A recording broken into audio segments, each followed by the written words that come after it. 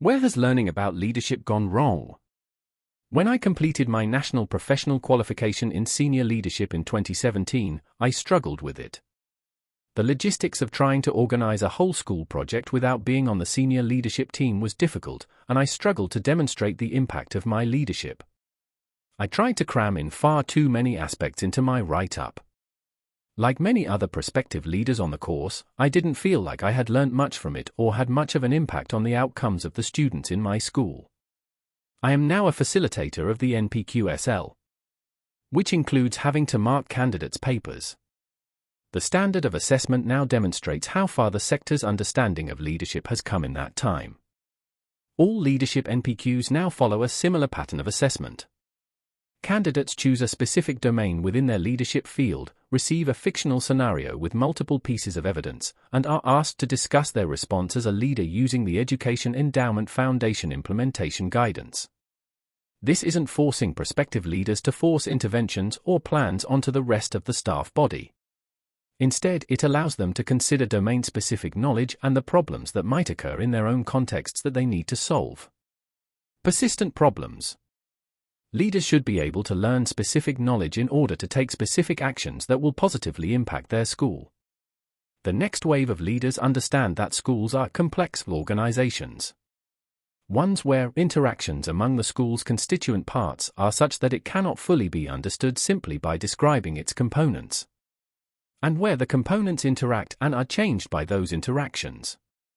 Better answers have shifted from generic leadership traits of leaders linked to personal traits to domain-specific knowledge. A deep understanding of the relevant domain is essential.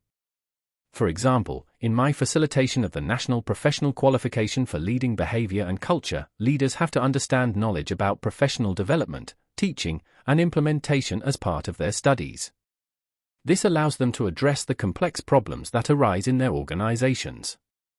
Leaders can then become accustomed with the persistent problems of school leadership. Much like Mary Kennedy's persistent problems of teaching, the persistent problems of school leaders are universal, causal, and uncontrollable. These are issues that all leaders, regardless of school context, should learn about. Leaders can then develop their schema of knowledge, which helps them solve these problems within the context that they serve. Domain-specific knowledge within the context. This is not to suggest that school leaders cannot learn from leadership outside of the sector. Education is a multidisciplinary domain incorporating knowledge from organizational management, behavioral economics, and psychology. However, this should not be divorced from the context. The knowledge that is developed should be able to be linked by leaders to the school context that they work in. Codifying this knowledge is a challenge for those developing the NPQ curricula, but one that is incredibly important if the sector wants to continue developing its next generation of leaders to be better than the last. The ECF and NPQ frameworks have started to do this and should be continued to be critiqued and debated as our collective understanding of this field develops. Adam Lewis is an assistant head teacher for culture and ethos at Sewell Park Academy in Norwich. He has previously led on teaching and learning, curriculum, and CPD within the school.